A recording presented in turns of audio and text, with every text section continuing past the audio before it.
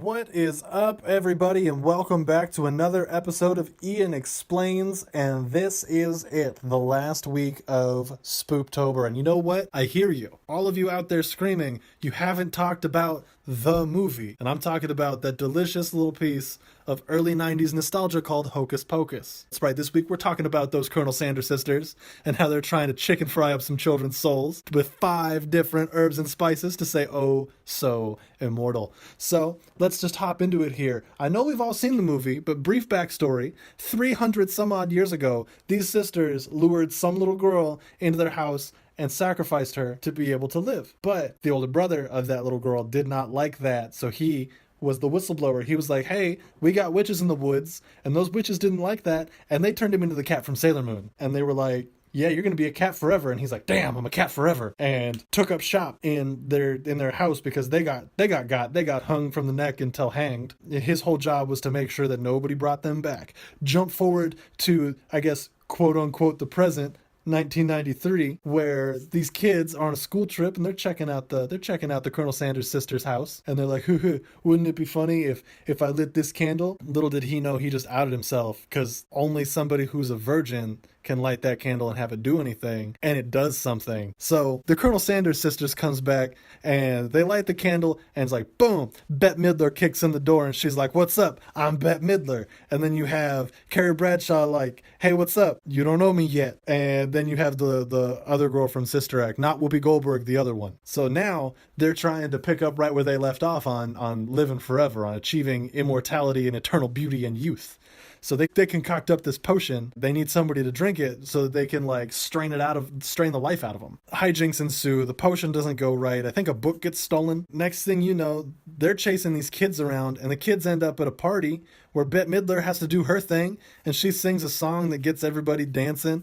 And it's like legitimately dance till you die, because these people are dancing and having a good time, and she's up there like, I put a spell on you, but rock. I'm taking some creative liberties here. That's my version of the song if Nickelback played it. That gets everybody dancing. They're having a good time, but they're gonna have a good time to death. And now you have the kids that stole like the spell book from the witches, plus Salem from Sabrina the Teenage Witch, and they're running away, and they're having not such a good Halloween. But while that's going on, the Colonel Sanders sisters, they found some brooms, because nothing says traveling like a witch like a broom, except the other one from Sister Act, not Whoopi Goldberg. She found a vacuum, because there weren't enough brooms to go around. They couldn't just like stop by Walmart and get her a broom.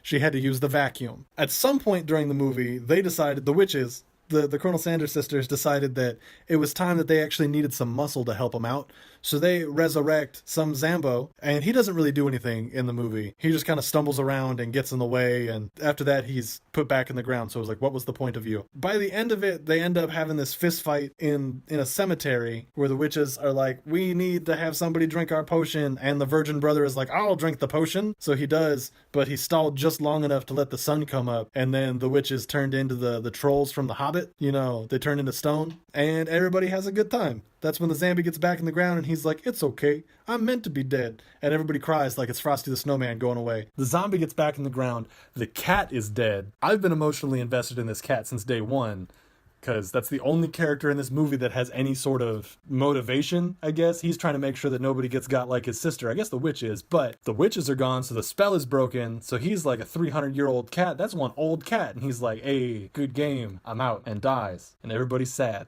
And then the movie ends on a really sad note. So, that was Ian Explains Hocus Pocus. Let me know what you think. Do you like the movie? Do you hate the movie? Tell me down in those comments. Like and subscribe, because it's a new video every Friday. Also, you can catch us on Twitter, link in the description.